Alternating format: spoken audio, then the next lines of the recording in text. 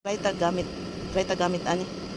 Pang limpyo daw sa washing kay idugay na ning washing. Naon na to kung ang kinahanglan daghang hugaw mamilit igman laba.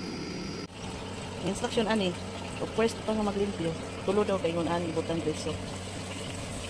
1 2 3. Kumana ni butang na tubig. Hanglan high level ang tubig imong ibutang. Then ako na siyang pasagdan. Kinahanglan ko na siya i-soak 2 to 3 hours. Kali akong soak, wala ni 1 hour kapin naman ni. So ako na ning after ko na i-pause na ako para mag 3 hours siya. Adas na pasagdan na natin siya. Then continue taon ni si dagway. Na, may hugaw. Nag-drain siya. Wala ko pabantay na ba ng lutaw. Tanawang tani ron may bawaan eh.